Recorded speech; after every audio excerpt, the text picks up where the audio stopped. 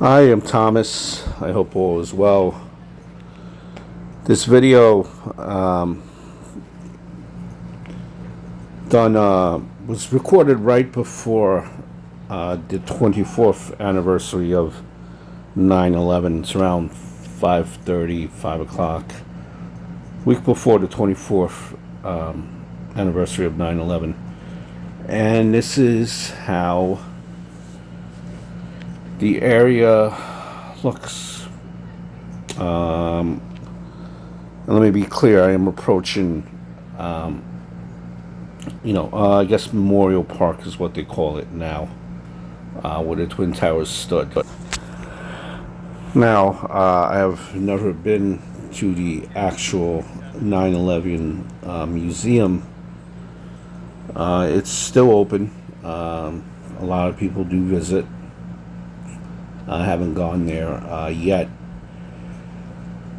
So to be honest, I haven't been in this area many years. Maybe 3 or 4 years prior to that.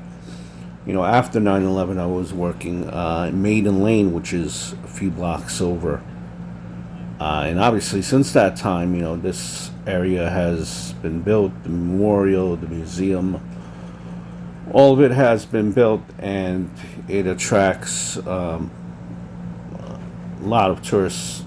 A lot of family members paying respect to the people that perished. And as I was walking in and around the area, especially in the Memorial Plaza, where the towers stood. So we're making our way there. As you can see, this is how it looks. It's basically a Memorial Plaza. I believe I don't know if that's officially what's called, Memorial Park, Memorial Plaza. And you're going to see where the towers stood. We're going to walk over there. I believe not sure if this was the north or the south tower when I visited first. I believe this would have been the north tower. And it's very weird as I was approaching this. And I say weird in the sense of, I've seen people like taking pictures in front of, like, let's say where the North Tower stood, like right here, for example, right around the edges where you see the waterfall. They were smiling, some of them. I don't know, just a weird, very weird look, just to be smiling for a type of picture like this. Like, I mean, I'm not to judge, but just weird. I don't know, just a bad look. I wouldn't be smiling in pictures here. I don't, listen. Seems crazy to me. It's also crazy too. You don't see it here. I didn't show you, but just a mere block over, there's a beer garden. DJ playing, rock, rap, curses, people laughing, giggling. Just a mere block from the memorial. I don't know. It's almost like New York has forgotten where we were 24 years ago. Just, I think, all in bad taste. Really.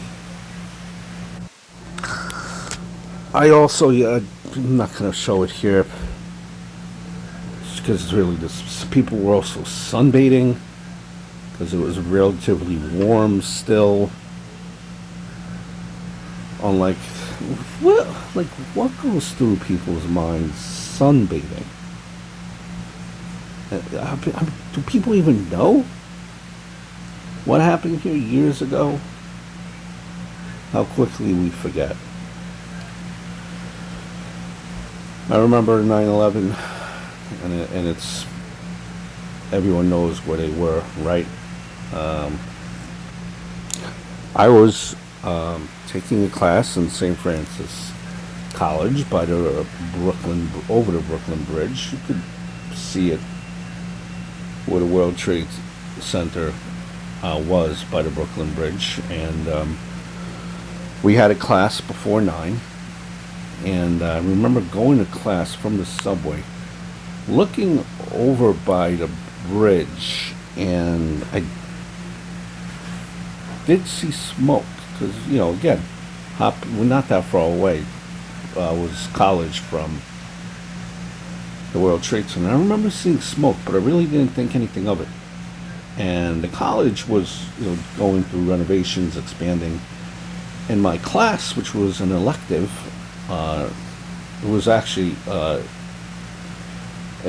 class about Islam, and the class was in the basement of the library where there is no reception. We were deep down in the basement of the library, no reception. Very small class to begin with. I think maybe only 2 or 3 kids were there in that class during the time. And the class went on as is. It was a Tuesday, so our classes were, I think, 90 minutes. I think the professor maybe let us out after an hour and 15. And I remember going outside of the library, and it seemed almost like there was no one there. Like, people already had left, and that's when I found out, what exactly is happening. Edna Cintron, as you can see here on the north side of the panel in remembrance. She was an administrative assistant at Marsh McLennan, and you might know of that name because she was known to be seen in several videos of what is generally believed to be her waving in the impact site of American Airlines Flight 11 from just minutes after impact until just around 10 seconds before the North Tower collapsed at 10:28 a.m. The impact occurred between the 93rd and 99th floors, and it destroyed all escape routes leading to lower floors, while also trapping and killing all occupants above the 91st floor. Edna would appear outside among the mass of iron and leaning on one of the ruins of the structure while shaking her hand and right arm. Her remains were never identified. Now, it was believed initially that all the people located on those floors had died from the collision. But, several videos and photographers were able to catch Edna from that hole where the plane collided with the building. She was believed to be waving at people in the streets below. Just going back to my story there, when I got out of class, it was after maybe closer, I think, to 11, and by that point, it seemed like no one was around my college. Usually there were people smoking and, just BSing. It seemed like everyone had already left. And I remember there was a small group of us, a very small crowd. It just happened to be coincidentally, the kids that lived in where I live, because my college was a commuter school, right? So kind of all and cell phone service, if you had it back then, if you had a cell phone, it was primitive days, and by that point I don't even think the cell phones were even working. There were busy signals. It was a lot of chaos. So, a long story short, because of all the chaos, there was no buses, all the buses were full, coming from the city at that point. The trains were closed already at that point. We decided to walk all the way into Queens from Brooklyn. 2-hour walk. And I remember a bunch of people just gathered by the TVs of the local stores as we were walking. back home. Very silent. Silence. Here is the name of Jeremy Logan Glick. The white rose symbolizes his birthday. It was his birthday the day I visited the World Trade Center site. Jeremy Glick, picture below, he boarded Flight 93 to attend the company sales meeting. He was originally scheduled to travel on the previous day. According to accounts of cell phone conversations, Glick, along with Todd Beamer, Mark Bingham, and Tom Burnett, formed the plan to take the plane back from hijackers and led other passengers in their effort. Glick's last words to his wife when aboard Flight 93 were, "We're going to rush the hijackers."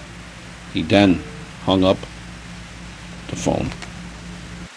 He was described, by his brother-in-law, that he was kind of like a take charge type of guy. His former boss added he was a no-nonsense kind of guy. He took ownership of things. Very focused, loved his family, good businessman. All of us loved him. End quote. And I remember that, in that period after 9/11, there was this period of time there. All maybe just seemed for a fleeting couple of months where everyone put the differences aside. It seemed like there was no argument. You could speak with someone and it's like there was a brotherhood, a sisterhood. We're New Yorkers, we're Americans, and everyone was nice to each other. Wallace Remy Coulter, you remember probably this story too. The man with the red bandana. Just an amazing, one of many amazing stories from that tragic day. He made a phone call to his mother at 9/12. He worked in the South Tower. And he said that he was okay. And at that point, he made his way to the 78th floor sky lobby, where he encountered a group of survivors, including a badly injured woman who worked at the 86th floor. Young, which was her last name, had been a group of people waiting at a bank of elevators to evacuate when the plane hit the tower, and was one of 17 survivors from at or above the impact floors in the Twin Towers. Crowder, carrying a young woman on his back, directed them to the one working stairway. The survivors followed him 17 floors down, where he dropped off the woman he was carrying before heading back upstairs to assist others. By the time he returned to the 78th floor, he had a bandana around his nose and mouth to protect him from smoke and haze. He had found another group of survivors, which included AON Corp., an employee by the name of Judy Wayne, who worked on the 103rd floor in pain from a broken arm, cracked ribs, punctured lung. According to her, Crowder assisted in putting out fires and administrating first aid. He then announced to that group, "Everyone who could stand now. If you can help others, do so." He directed this group downstairs as well. As occupants of the tower headed for the street, Crowder returned up to the stairs to help others. He was last seen doing so with members of the FDNY before the South Tower had collapsed at 9:59 a.m. By the way, he had in his apartment, he had almost a full completed application for the FDNY. He had saved as many as 18 people during the attacks.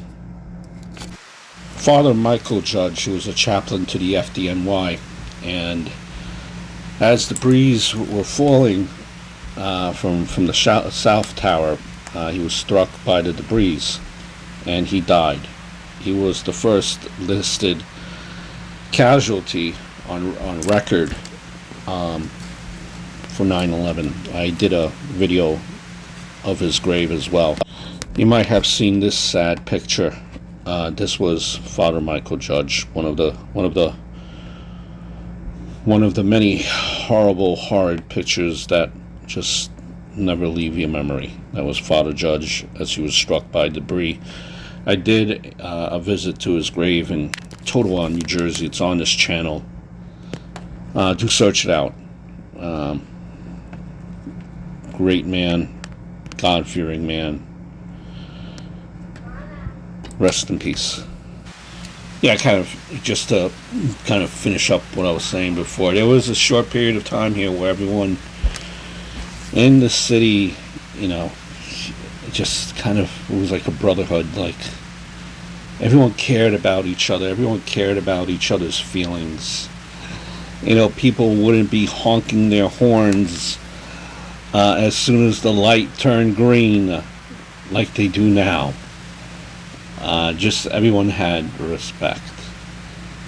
And I know that, people maybe just are very consumed with their life, have a lot of stuff going on, a lot of stresses and all of that, but I just really think that we could be a lot better to each other than what society is now, especially with the recent events that have happened. If you're not familiar with the New York City area, these are just kind of like tags of encouragement of people that visited the memorial.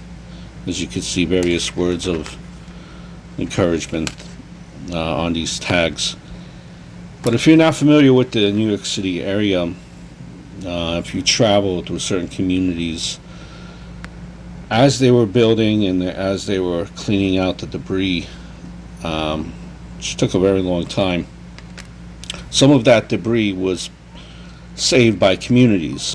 And certain pieces of that debris, whether it be one big piece, small piece, couple of pieces, they were all kind of used for memorials for in various parts of certain communities. Whether it be the town hall, whether it be near a library. Each community here within the New York City area would receive pieces of these debris, and they would use that to construct a memorial to 9/11. You still see a lot of those memorials around. Nothing has happened with them, which I think is a nice, important touch to still have. I can't speak for every community, but I know my community, which is not too far away from World Trade Center, maybe, outside of New York City, with all the traffic here. I mean, if it wouldn't be any traffic, I could probably get to downtown where, the World Trade Center is in, 40 minutes, and that's probably maybe even in half an hour. But with traffic, about an hour and so. But, my community still pays tribute to September 11th, as there are a lot of residents that worked in the city, worked in the trade building. That's a big part of it. I mean, it was a big part of employment, and a lot of people worked there. And in this area, it's like everyone knew someone that maybe worked in the World Trade Center, worked nearby, and everyone has their own story. As we're drawing an end to this video, and I'm going to head my way back, let us never forget. Now, more than ever, we need to say a prayer to whoever you worship. Let's be nice to each other. Be kind to each other. This world is a crazy place. I hope we never forget about 9/11. And I hope we could return to that country that we were there for a short period of time after tragedy, 9/11, and just respecting everyone as equal as our brothers and sisters. I hope all is well.